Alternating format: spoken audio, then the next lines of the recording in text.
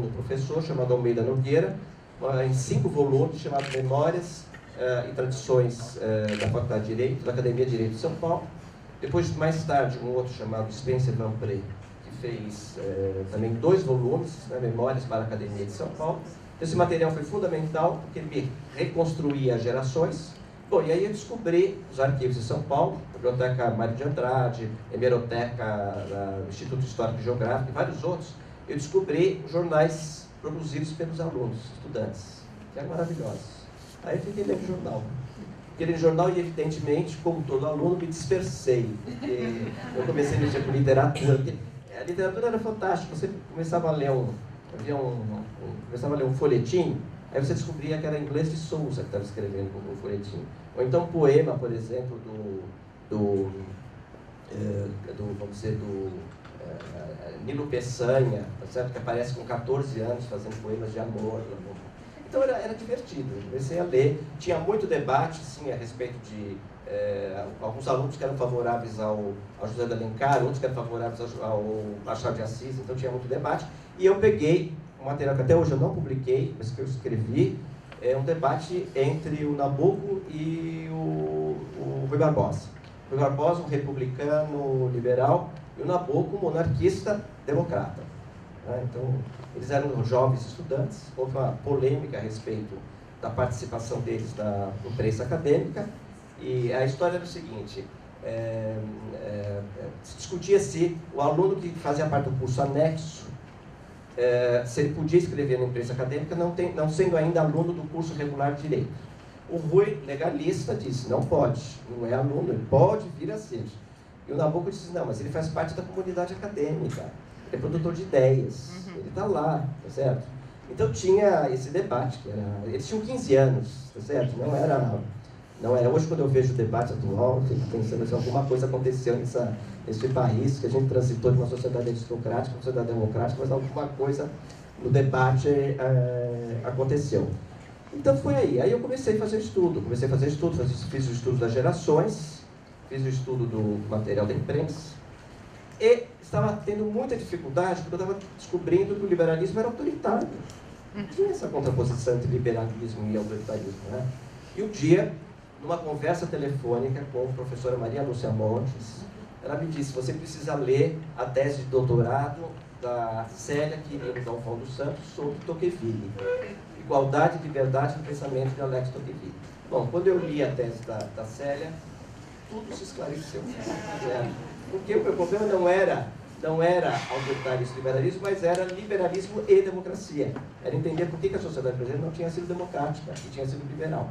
Aí, a minha tese de doutorado, eu gosto dela, porque ela é muito amarrada. Ela é bem... Então foi isso.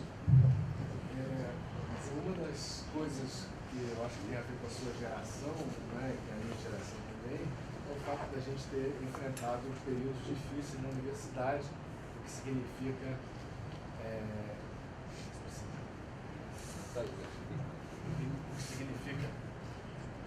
significa, de alguma forma, a gente militar por boas causas, né? E uma das coisas que me chama a atenção na sua carreira, trajetória e tal, é você ser um militante dos direitos humanos, né? Então, como é que foi isso? Quer dizer, como é que você pensou? Então, eu queria ouvir um pouco o que é estar na academia, o que é estar no Instituto de Pesquisa, o NEP, com toda a importância dele, e agora a sua posição na direção da FEFELER. Se você pudesse, assim, balançar essas diferentes instâncias, né? Eu gostaria de ouvir que eu tenho a ver com eu, de certo modo, lido bem, Ricardo, com essa relação entre militância e conhecimento, porque na formação dos bacharéis é isso, né? Quer dizer, os bacharéis vêm da tradição revolucionária francesa, de que não há, na verdade, como separar radicalmente o trabalho do pensamento do trabalho de militância política. A militância política, ela é pensada como uma militância orientada por categorias intelectuais, né? Forjada no interior do debate, da leitura, da discussão. E, por sua vez, o pensamento não é um pensamento abstrato, ele é voltado, na verdade, para compreender problemas concretos e poder transformá-los. Então, essa questão está lá na formação de bacharéis, Quando eu cheguei na universidade, me associei com o Paulo Sérgio, ficou muito claro que eu não estava fazendo um conhecimento para dizer, olha, vou acumular conhecimento sobre essa determinada área, porque é uma atitude, eu respeito, né? Mas nesta área não há como você ficar. Quer dizer, eu acho que desde cedo eu entendi junto com o Paulo Sérgio, aprendi isso muito com ele, que o meu conhecimento não era um conhecimento atrelado à prática. Ou seja, eu sou um acadêmico, eu tenho critérios acadêmicos de produção do conhecimento, né? Vamos dizer, a militância pode me aguçar minha sensibilidade para explicar paradoxos, avanços que não são conquistados, etc. Mas ela não pode determinar o meu modo de observar a realidade, explicar a realidade. Ora, por outro lado, é porque, de alguma maneira, o conhecimento me proporcionou uma visão crítica das práticas sociais. Então, por exemplo, eu acho que esses longos anos, aprendi a conversar com a polícia, aprendi a conversar com a mídia, aprendi um pouco a ouvir, criticar, aceitar, não aceitar, mas isso tudo porque eu tenho um lastro de então, algumas coisas, por exemplo, que são discutidas, olha, eu não tenho nenhuma evidência disso em pesquisa, então eu me sinto muito tranquilo. Então, isso, para mim, foi um exercício importante. Agora, você disse uma coisa, Ricardo, que eu acho que é da nossa geração. Nós fomos uma geração que tinha uma avidez por conhecimento, e esse conhecimento era justamente para a transformação. Quer dizer, nós queríamos conhecer para transformar. Para mim, o Florestan Fernandes, quando publicou a Revolução Burguesa no Brasil, ele agradece uma série de professores nossos e intelectuais que trabalharam com ele. O Florestan Fernandes, o Fernando Henrique, o Ottaviani, o Iacarini, o Martins, o Gabriel Pon, vários outros que eu não estou... que eu não vou tomar coisa. E aí tem aquela frase, que se juntaram na aventura de produzir conhecimento e transformar a realidade. Quer dizer, isso é uma marca. Né? Ainda que essa transformação pudesse ser a revolução, pudesse ser a crítica permanente, pudesse ser várias coisas. Mas, de qualquer maneira, eu acho que isso foi uma marca. E eu depois, quer dizer, quando eu comecei a me associar com o Paulo Sérgio, eu acho que a associação com o Paulo Sérgio me permitiu dar um sentido para essa experiência que já estava latente. Né? A criação do núcleo, eu acho que a criação do núcleo, ela foi uma experiência para mim muito gratificante, embora muito difícil, porque a construção institucional, quer dizer, nós somos a geração da construção institucional. Muitos dos jovens aqui já encontraram muitas das nossas instituições prontas, né? Mas nós batemos muito com a cabeça na parede, porque abrir fontes de pesquisa, abrir fontes de financiamento, tudo isso foi um trabalho imenso. E o núcleo, quando foi criado, ele não queria se opor ao que se fazia nos departamentos, atividades de departamento, mas ele queria se concentrar num objeto, sobretudo entender o paradoxo entre uma sociedade que se democratiza, mas ao mesmo tempo extremamente violenta.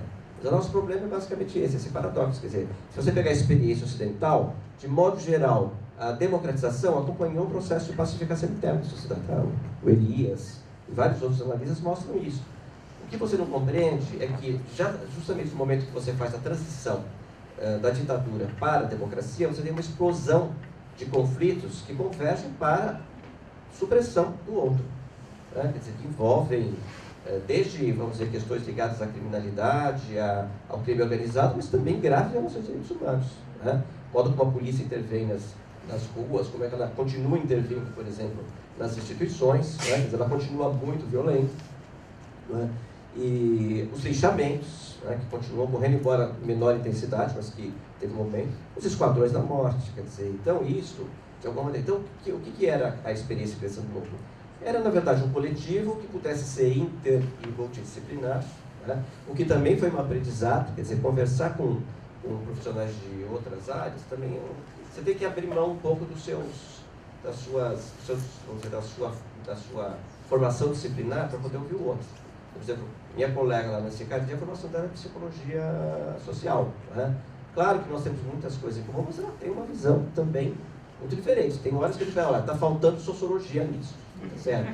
E nós a gente tem que discutir, porque ela tem uma visão, muitas vezes, vamos dizer, enraizada na... Agora, nós aprendemos isso, foi um aprendizado. O núcleo permitiu criar um bancos de informações especializados, que num departamento teríamos muita dificuldade de fazer, formar alunos de diferentes áreas, né? Formar alunos não só para serem pesquisadores, para trabalhar em outras universidades, na USP, por exemplo, ou em universidades públicas, mas também para ir para as organizações não governamentais. Às vezes é muito importante esse trabalho. Quer dizer, ter gente qualificada hoje para poder formular planos de ação mais consequentes e melhor formulados, eu acho fundamental.